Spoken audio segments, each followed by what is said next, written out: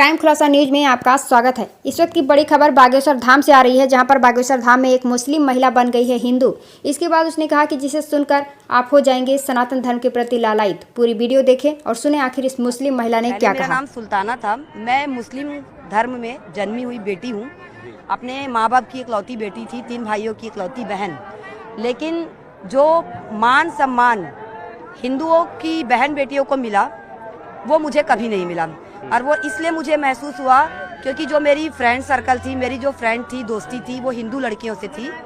तो उनका रहन सहन और मेरे रहन सहन में मुझे जमीन आसमान का फ़र्क दिखा। फ़र्क ऐसा दिखा कि उनके में भाई बहन का पवित्र बंधन होता था, राखी जिसको बोलते हैं, जो मुझे लगता है कि शायद किसी धर्म में नहीं होता, हिंदू और सनातनी के अलावा।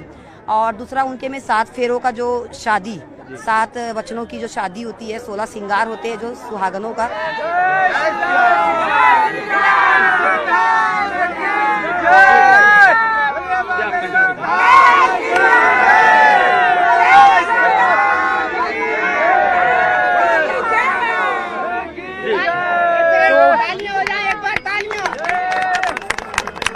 सारी तालियां आपके लिए। धन्यवाद इतना प्रेम करने के लिए मुझसे।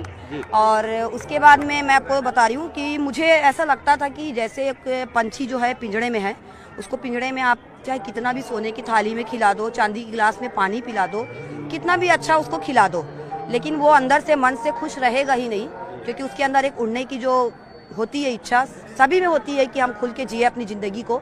आज हमारा देश आज़ाद है, लेकिन मुझे वहाँ गुलामी लगती थी।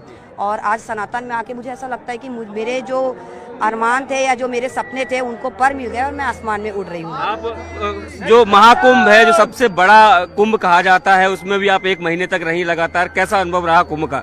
हाँ, एक्चुअली में मैं 1 महीना महाकुंभ में रही। पूरे 1 महीना बहुत लोग कह रहे कि तेरा कल्पवास हो गया, किसी जन्म का तेरा कर्म है। अब जो भी है, अब भगवान की कृपा थी, गंगा मैया का आशीर्वाद था, जो उन्होंने मुझे 1 महीना वहाँ रोका। वहाँ मुझे मतलब ऐसी ऐसी चीज़ें हुई मेरे साथ में, बहुत सारे संतों के दर्शन हुए।